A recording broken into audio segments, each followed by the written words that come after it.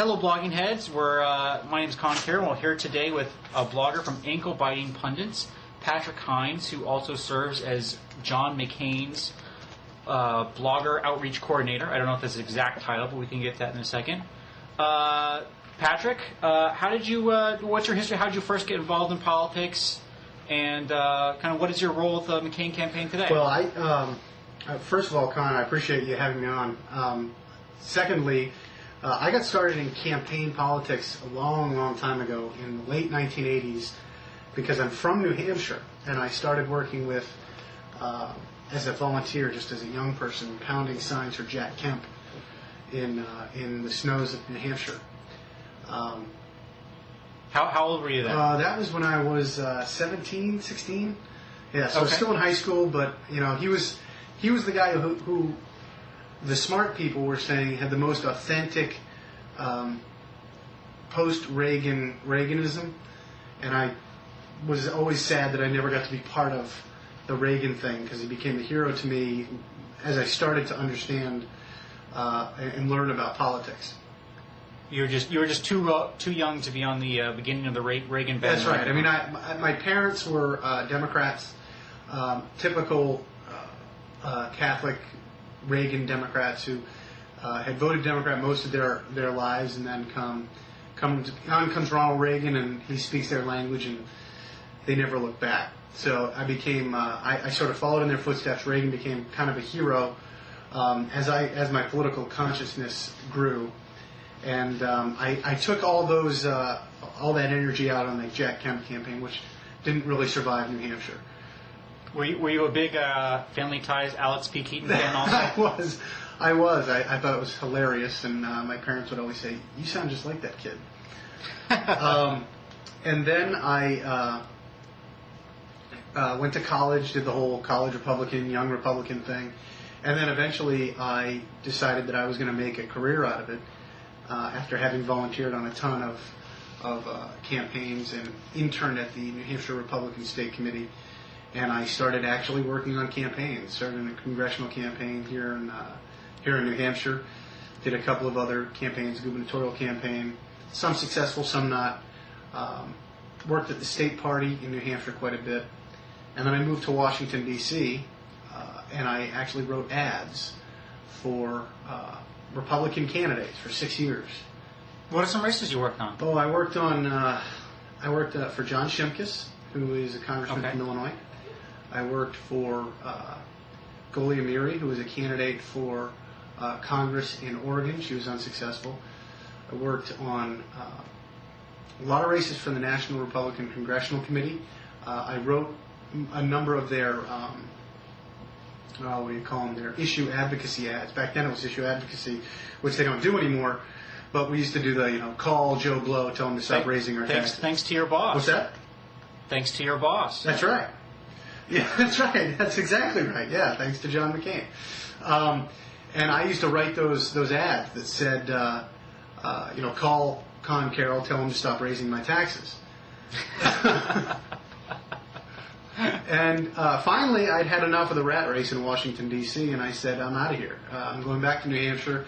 And what year was that? I came back up in 2005, and I said, the air's cleaner, the water's bluer, and the sky's bluer as well. So you were already blogging by then, right? Yeah. I had already started Crush Carry, which was very successful in 2004, and we switched over to Ankle Biting Pundits after we crushed John Kerry, with the help of the Swiftboat guys and the McCain or the Bush campaign and others.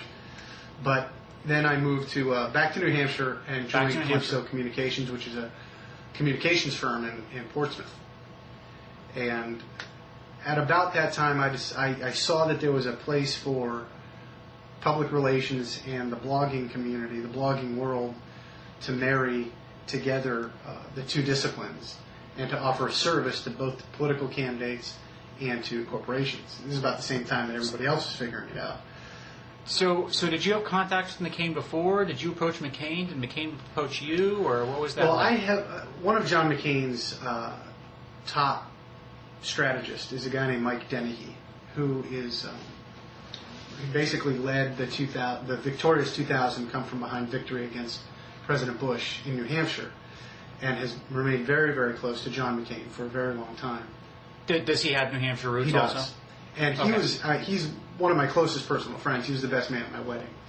So it was at some point in about April, I think, 2006, we decided, I'd already done some subcontracting work, just helping to organize some events and get some grassroots folks interested in the Straight Talk America PAC. And then McCain PAC. And then we decided that maybe there was a way to put together a presence for John McCain in the blogosphere, because relations between John McCain and conservative bloggers have always been strained, and he needed to build up that kind of relationship. We're talking 06, 07? What This year is we're 06. Talking? 06 still, and our first endeavor was to get if you remember, he did a guest post on pork busters, which was probably the issue that John McCain is in most agreement with right of center bloggers. Well, that and the war. Well, that and the war, but the war, it was a different time back then in 2006. Yeah. He was less of a leader on the war than he is today. He was frankly less branded as the war candidate. Right. Although he's always been a supporter of the war war effort, but he has also been a harsh critic of the conduct of the war. Particularly Donald Rumsfeld and his failed strategy. They never got along. A light footprint in the face of overwhelming evidence that we needed more troops on the ground. And he was frequently critical of the Bush administration, particularly Rumsfeld, for that. And so we wanted to build. And I think that's a good point. Is that you're right? Probably in early 06, it probably was still the pork busters and not the war, because of his difference on strategy with the Bush administration. That he probably was pork busters, and earmarking was probably the best way for him to connect with the blogosphere. Yeah, I mean that was our analysis, and I said, we need to try to introduce the senator to bloggers on common ground, because there's just been years of ill will, particularly with McCain-Feingold and a couple of other things. It just that would be sin number one. And so we did the Pork Busters post, thanks to NZ Bear, who runs Pork Busters, and it was a tremendous success. People responded with a lot of respect and a lot of appreciation. They didn't convert everybody, certainly, but it certainly did melt a lot of ice, because they said, okay, this is a guy who, one, is willing to engage the medium, and two, he has been fighting against pork longer than virtually anybody else in the United States Congress. So at that time, were you still under like a Calypso contract, or were you kind of more just you and the McCain campaign on a separate relationship? I had formed a separate company by this time, and so my company was a consultant to McCain, and like I said, I had done some political organizational work already in the state of New Hampshire for the PAC. So it was more or less just an extension of that. And so that you still are in that consultant relationship with McCain? Correct. Yeah, I'm not an employee of the campaign. I'm a consultant. Right. But everybody in the blogosphere knows you as Pat Hynes, the ankle biting pundits McCain guy. The McCain blog guy. And so as that evolved, you talked about how you got him on board with Pork Busters and the rest of it. What is your role in the larger McCain communication strategy? And kind of what are your day-to-day duties, and what is your larger role? I'm part of the communications team, not part of the web team. So if you think about what a press secretary would do for a campaign or for a member of Congress, and you just apply those same tactics, strategies, and principles to the online community, because basically that's what bloggers are, and the right is self-publishing, in some cases pundits, in a few cases activists, but in most cases it's people who are commenting on the news of the day or breaking news themselves. And so I try to be a conduit for those folks, providing them information about the senator, answering questions that they have, and whenever possible, getting the senator himself in front of those guys. So in a sense, you're just like a point person for the community, both in answering their questions and in pushing McCain's That's stories. exactly right. It's the exact same, almost the exact same thing that you would expect from a press secretary. Right. Just a small, kind of minor, a niche media, presser. Right. Absolutely, niche media, and it stems. My value to the campaign is in my contacts with the right of center bloggers, not necessarily in any technical savvy that I have. Go.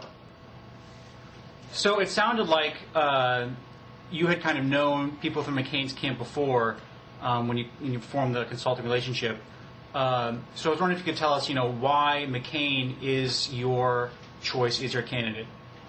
Well, I had watched the 2000 campaign unfold. I was not part of the McCain operation then, and I did vote for John McCain, although I wasn't an active supporter of his. The biography, I have to be honest with you, is utterly compelling to me. When I think about what John McCain sacrificed, it means a great deal to me, particularly at this time that we're at war. And the way he conducted himself when he was captive in Vietnam, it's overwhelming to me. I also have to be honest with you and when I say that while I have strong personal disagreements with some of the positions that he holds, I also think that this is a man who has been consistently pro-life, which is one of the more important issues for me personally. You said your family was Catholic. Correct. So, I think he's basically been the most committed pro-lifer in the race, who's reasonably in the top tier. I don't want to take anything away from Senator Brownback or Governor Huckabee, but Senator McCain has been pro-life, and it has a record to prove it that spans 24, 25 years now. And to be perfectly honest with you, the war and the entire fight that we're having, the global war on terror and the fight with the Islamofascists, is exceedingly important to me. I think that it's become the transcendent issue of our time. And I think he's the man who not only is the most committed to winning that war, but has also been vocal when he thought that we were taking steps that weren't going to help us win it, constructive in presenting new ideas. He was for example, the surge before there even was a surge. He was talking about getting more troops on the ground as early as 2003. Well, right. We were talking before about his distrust of Rumsfeld and right. His center armed troop numbers. And these are all things that are exceedingly important to me. And then finally, the other one, of course, is pork. I'm one of those stereotypical bloggers, to be perfectly honest with you, who thinks that it is time to end this practice. I get irritated even when people say, well, some earmarks are okay, but they just need to be transparent, because I don't believe that. I think that every penny that gets spent out of Washington ought to be the subject of an up or down vote, and it ought to be 100% transparent, and it shouldn't be stuffed into something in conference committee or whatever. Senator McCain, along with a few other people in the United States Senate and a few people in the Congress, has been a long-time fighter of that practice, against that practice. And so it's those kinds of issues, the principle, the war, life, pork, it's those issues that really attracted me to his candidacy this time around. What about in 2000? You said you voted for him in 2000, but the war obviously wasn't an issue then. And Bush was, had a good... I don't think you could differentiate between Bush and McCain on a pro-life record from back then. So what you did McCain in 2000?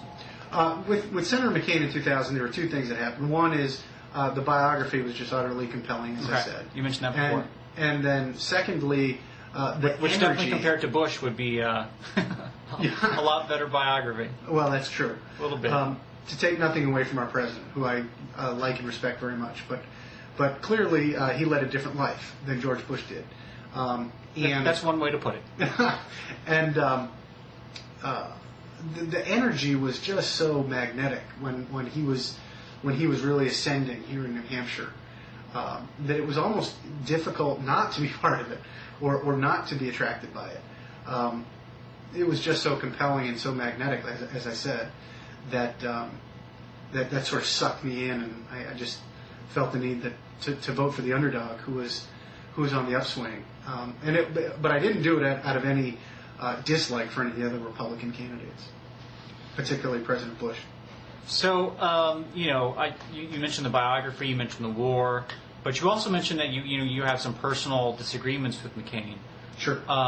So, I guess my first question is: are they the same as conservatives in general? Are they McCain-Feingold? Are they immigration? What? I mean, you don't have to, but are those? Do you share those same concerns, or what are some of the things you differ with McCain on? I think that the issue that I would disagree most with his record on is McCain-Feingold. I did not support that measure. I still don't support that measure. It's not something that I would support if it were brought up again today. It's just not something that I support. On immigration, I think that most conservatives who read my site probably know this. I think you know this, Conn. I mean, I'm probably to what is now the left of Senator McCain on immigration. I'm not a restrictionist in any hard and fast definition of that term. I support offense, and I support all kinds of measures to curb the problem, but I do not in any way think that we should be doing any kind of deportation, and I don't even blanch at the term amnesty personally. Fair enough. So McCain has had a rough couple of months, but this past week he's been doing pretty well.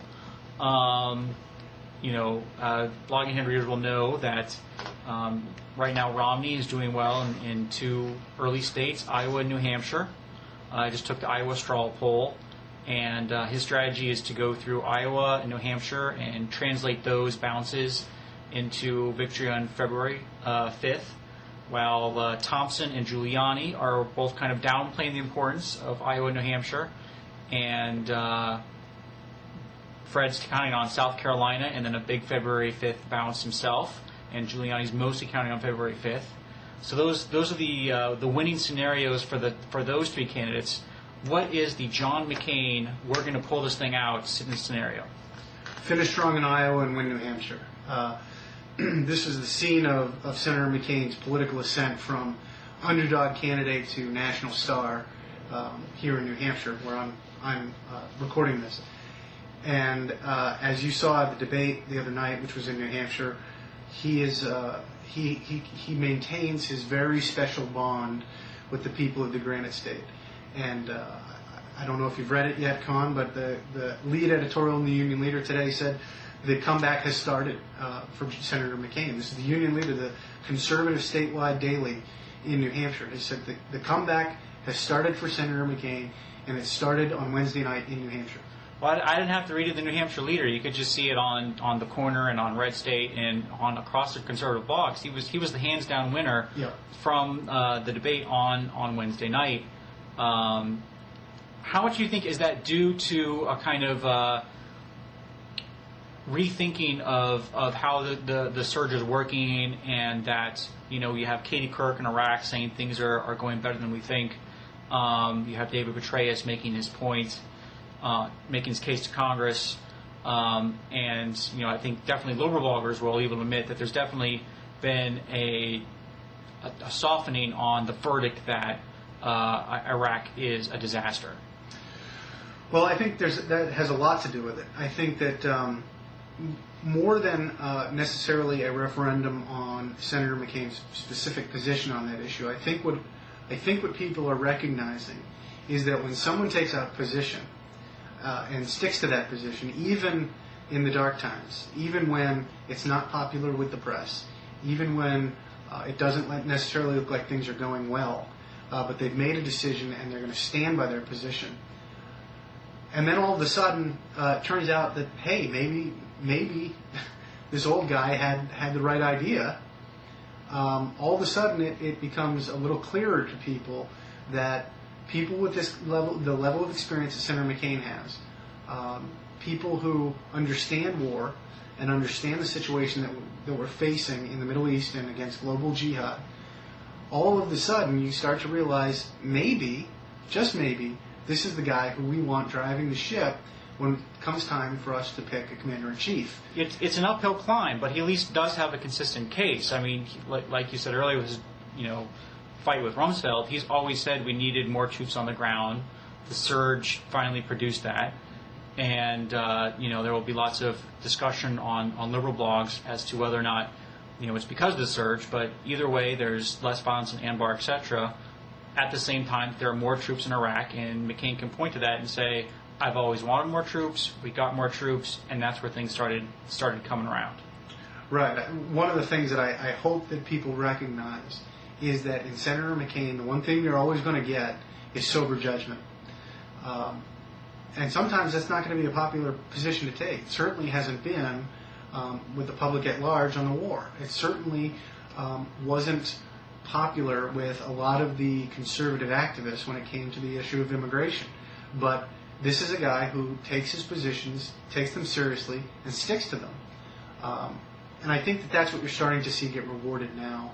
That now that the summer is over and people are starting, I think, to think more seriously about who the next president is going to be, because we're entering that period of time between Labor Day and Iowa and New Hampshire. So to transition from pumping McCain up to beating him up a bit, I'll let you start. Where do you think McCain is wrong on campaign finance reform?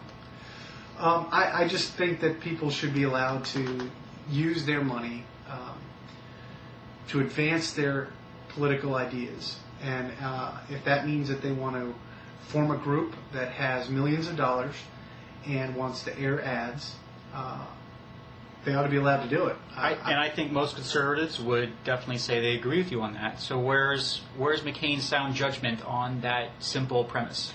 Well, his sound judgment on that is that the Supreme Court has said that we can regulate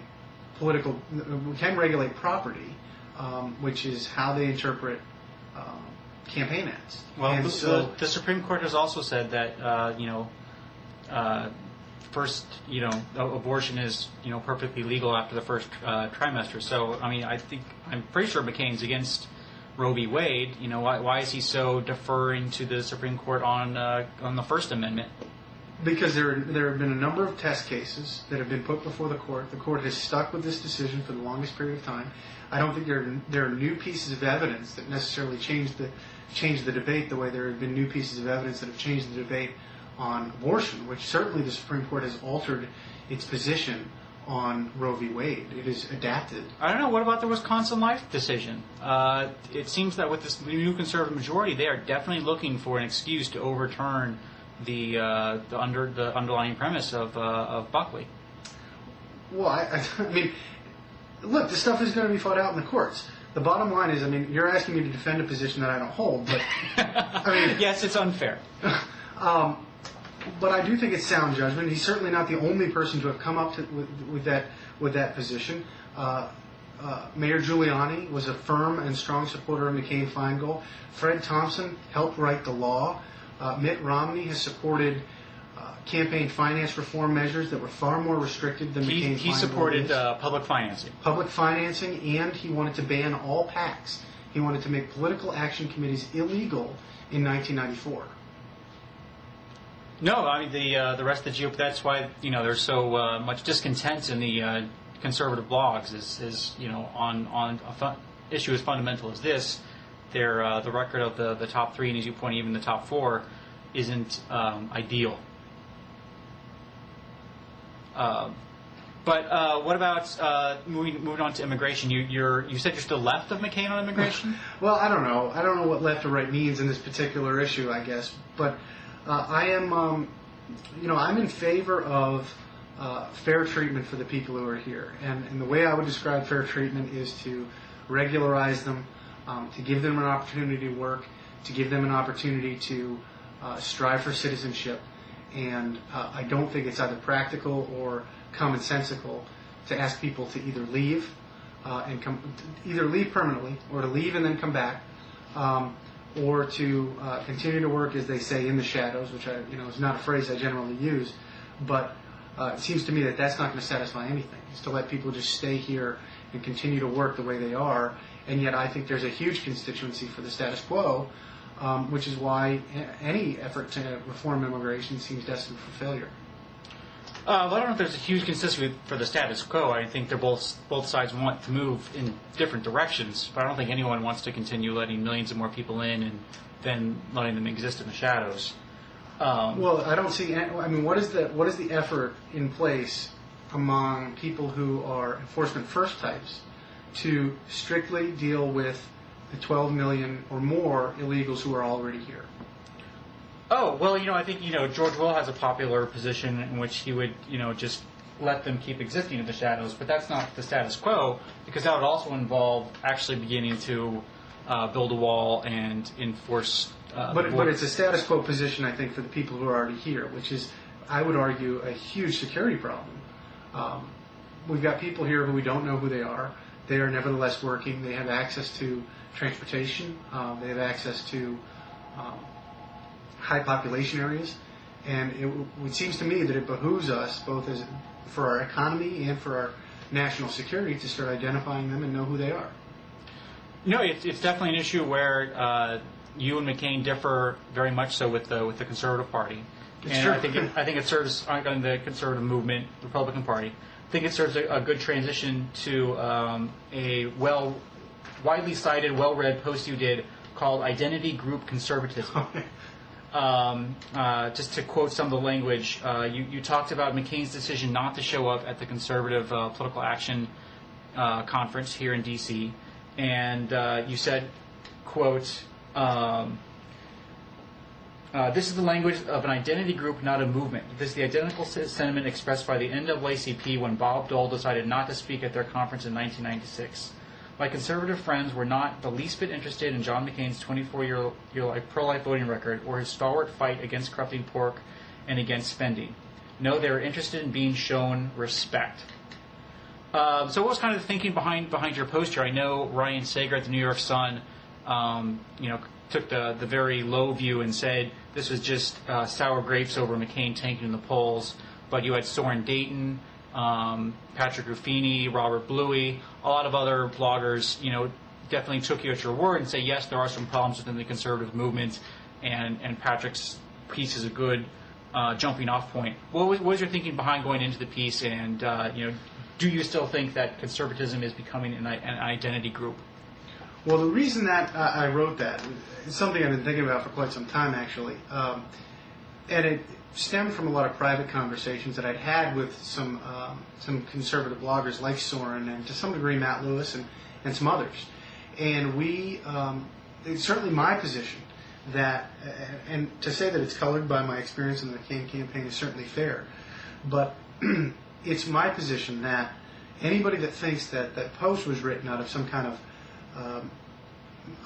latent frustration is totally blinded to the facts, which are laid out in that post that I wrote. When I linked to the Economist piece, which is laden with it was their cover story.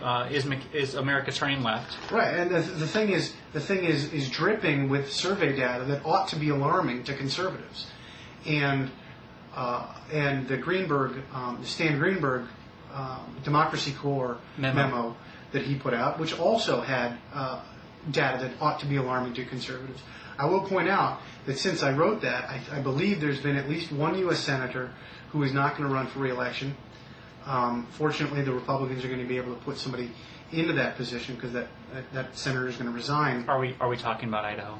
Yes, presumably he's going to resign. I don't know what whatever his name is. I don't know what his position is today, whether he's going to resign or not. But there's a seat that we may end up having to defend. And let me just tell you that if on a national scene, if we're forced to defend a Senate seat in Idaho, then we're not really going to be in a position to pick up any seats anywhere. Well, you also forgot there was another announcement of retirement that is a lot more worrisome than Idaho, and which is where I live. I'm looking across the river right now, and that's Virginia. That's right. I mean, absolutely. We could get a new Senator Warner there, and that Senator Warner, by the way, was extremely popular when he left the governor's mansion, and in the House, there's just basically been a radical clearing out of a lot of people who are saying, you know what, my heart's not in it anymore. I'm not running anymore. So all of a sudden, we find out that the Republican Party and the conservative movement really is in some electoral trouble, and maybe that Patrick Hynes isn't just some crackpot after all. So my purpose for writing that was sort of to sound the alarms that things are not looking very good. But you had a larger point more than just electoral trouble. I mean, yeah, Hastert's leaving. There's corruption surrounding Doolittle and Calvert, and a whole bunch of other, Stevens, Young. But I think your point was a larger point about the conservative movement itself, not just electorally, but as a movement, has some identity problems. Well, that's true. I mean, and I'll get to that now. I think that let me preface it this way. When I got involved in politics, we had a thing here in New Hampshire we called the three-legged stool, and it wasn't the same three-legged stool that Mitt Romney's using. It was taxes, guns, and life. And if you were pro-life and you were anti-tax and you supported gun owners' rights, then you could reasonably call yourself a conservative, and you're allowed to come to the meetings in good standing. And you generally were fighting in common cause with so many of the other conservative groups that are out there. Now, I don't know that that's necessarily true anymore. I don't know that there's anybody that I know of personally who's more pro-life than I am. I am certainly a Second Amendment supporter, and I'm a hardcore supporter of tax cuts, and yet I'm frequently excluded from any identity with the conservative community. And the reason for that, I think, probably has to do with the fact that I'm weak, if you were to use that phrase, on immigration, and that's alarming to me. If that has become the litmus test for American conservatism, I think we ought to be concerned, because I don't see that that is a long-term successful endeavor on our part.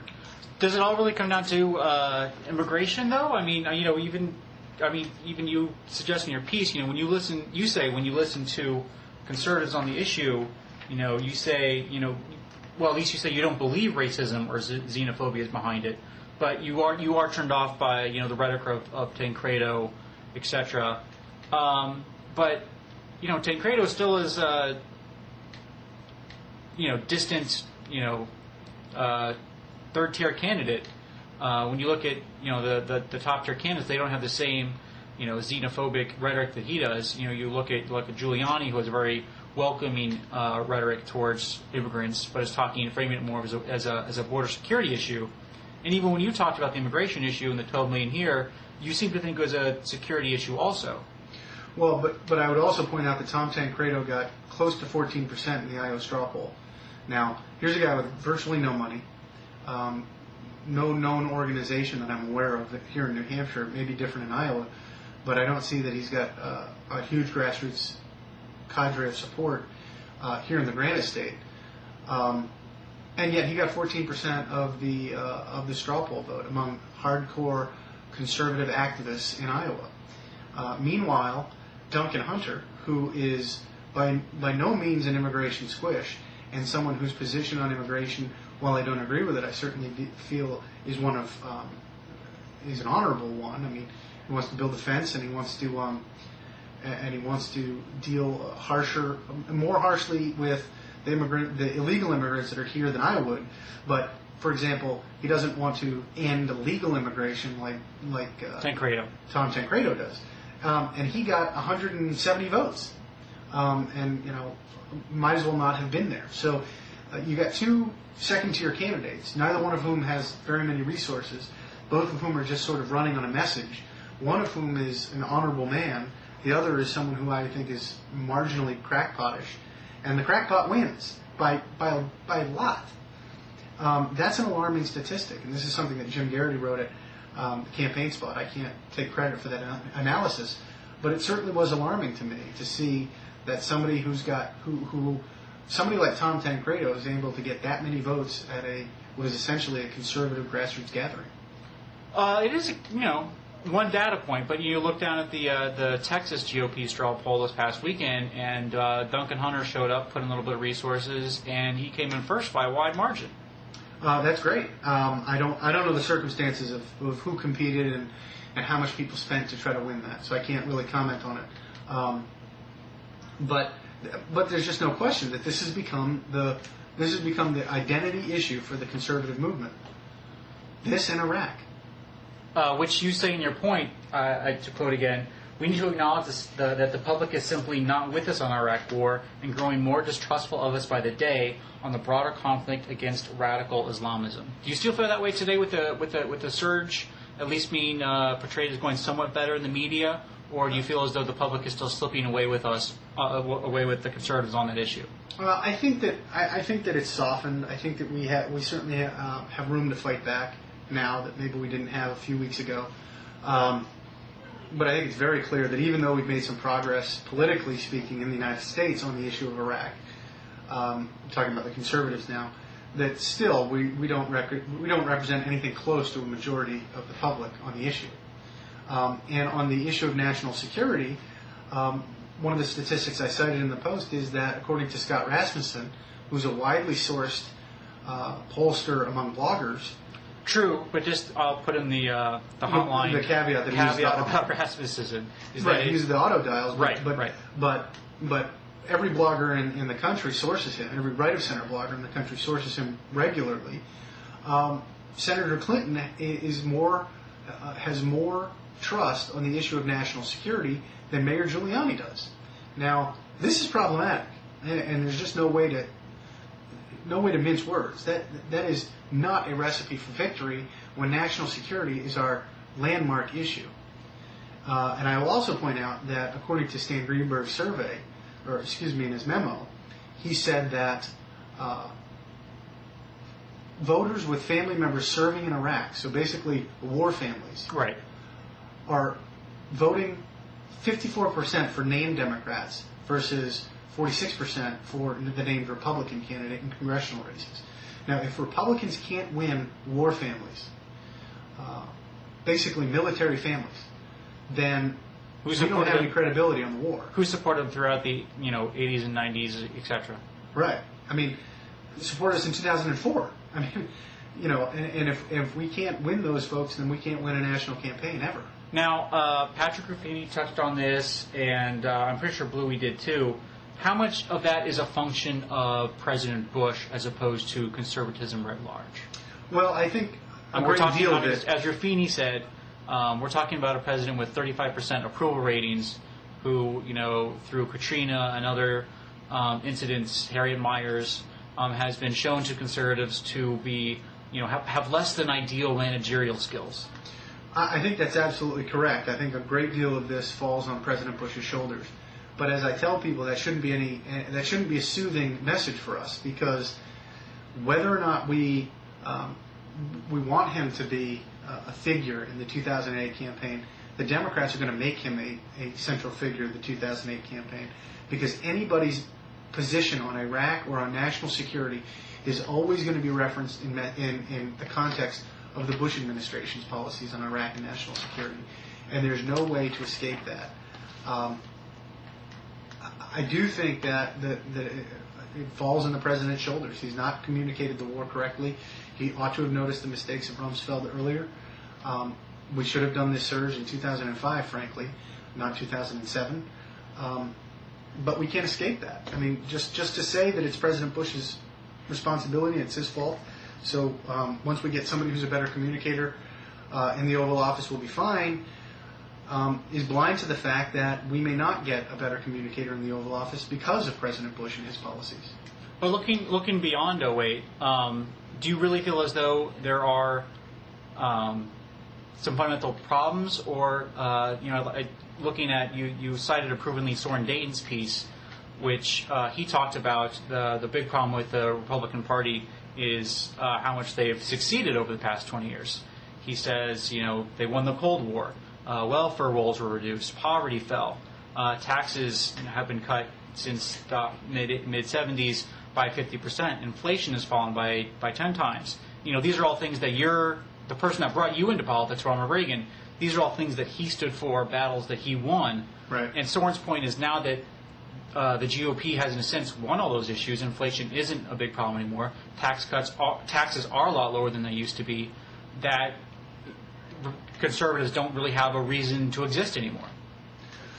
Well, I think that there's a lot of truth to that. I mean, we certainly have issues of principle that we can't and never should back down on. That's victory in Iraq and the rule of law and in my opinion, the right to life. But at the same time, campaigns are won on the margins, and in order to win in the margins, you need to talk to people who don't necessarily pay attention to issues of principle, but instead pay attention to issues that matter to them in their personal lives and in their communities. And one thing that I think that the Republicans have lost the ability to do, which President Reagan clearly understood, and which to some degree Newt Gingrich understood, and certainly George Bush understood in 2000 and 2002 and 2004, but appears to have forgotten, is that you need to talk about about issues that matter to them, and you need to talk about it to them right in their gut, where they make their decision. When President Bush talked about tax cuts in 2001 and 2002, he didn't talk about how it was economically sound to reduce taxes because it would. He didn't make the supply side argument. He didn't say we were going to increase revenues by cutting taxes. I mean, he might have made it to the AEI convention or something like that, but he did not make it to the public. What he said to the public is, I'm going to cut taxes for everybody because that's the fair thing to do. And people nodded their heads and they understood. Now, the sets of challenges might be different now. Now it might have something more to do with healthcare. It might have something more to do with immigration or whatever the family of issues is right now. But it doesn't seem to me that there's any Republican who really makes that kind of connection with everyday people. I would argue that Senator even McCain, John McCain. I mean, I think McCain. I would argue that Senator McCain makes that kind of gut level connection with people when it comes to issues of the war and families who have suffered and lost loved ones. There was another New Hampshire debate a few months ago in which a young woman who said that her brother recently died in Iraq, and she wants to. I think she was seeking comfort. She wasn't trying to express rage, and she was trying to say, "Please tell me that his death had a meaning." No, I think you see that a lot if you watch C-SPAN of McCain on the trail, which if you're a dork like I do, you do. You do see a lot of McCain's meetings, campaign stops have that feel to them of less a campaign event than more of a kind of a group therapy session where he is helping and connecting, like you say, with these voters on these issues. Yeah, I think that's right. I mean, with Senator McCain, it's frankly kind of easy because it's who he is. I mean, this is a guy who knows war. This is a guy who knows pain and suffering. It's not fabricated the way it was when Bill Clinton said, "I feel your pain." Do you ever worry though that that's not an upbeat message that's going to inspire crowds of people like Barack Obama, attracting 20,000 everywhere he sets foot in New Hampshire? Well, I certainly worry about a lot of things. worry about a lot of things when it comes to trying to win the Republican nomination for Senator McCain. Obviously, there needs to be messages of hope in any campaign. I think Senator McCain offers that when he talks about victory and when he says confidently, and I think with credibility, that he can lead the United States to victory in the war against terror and in Iraq, which is an argument that I think he can make and a message that he can deliver the way very few Republican candidates can, and certainly, in my opinion, no Democrat can. I would leave open the possibility, because I have tremendous respect for him, that Rudy Giuliani could instill that kind of similar level of confidence, but I don't see it from some of the other Republican candidates. Yeah, it's interesting. You see a lot of Giuliani, McCain back and forth love these days. Yeah, I tell you, they really like each other. I thought the old adage that if you want a friend in politics, you should get a dog held pretty true, because it's been my experience. But those two seem to be very tight and have a great deal of admiration for one another. How do you think that's going to shake out when come New Hampshire, Iowa, February 5th? I think we can all admit here that by February 5th, at least Giuliani or McCain is going to know that they're not going to be the nominee. how hard do you think a McCain or Giuliani would campaign for the other candidate against, let's say, Thompson or Romney?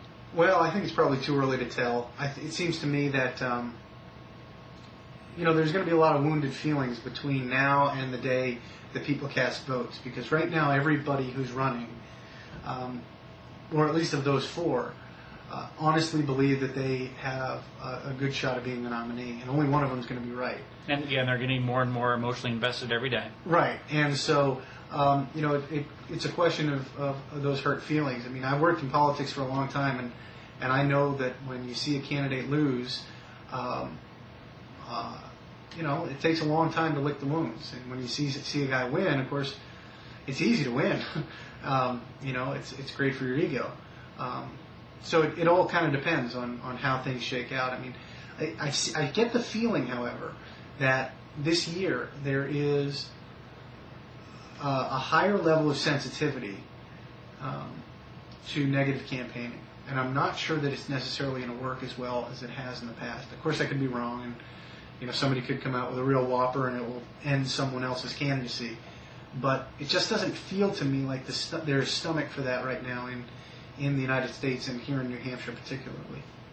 I don't know. I'm not in New Hampshire, but from the blogs I read every day and what's on YouTube, I'm seeing a high toleration of negative campaigning and at least YouTube videos. Well, you could be right, although the verdict's still out, and it probably will be out for quite some time to find out whether or not the people who spend time on blogs and on YouTube think and feel and react to the same things in the same way as voters in Iowa, New Hampshire, South Carolina. Well, I think that's a great place to end, you calling the audience of Blogging Head TVs a bunch of weirdos who are unlike the rest of America. Out of the mainstream. Okay, thanks a lot, Patrick. Thank you so much, Conn.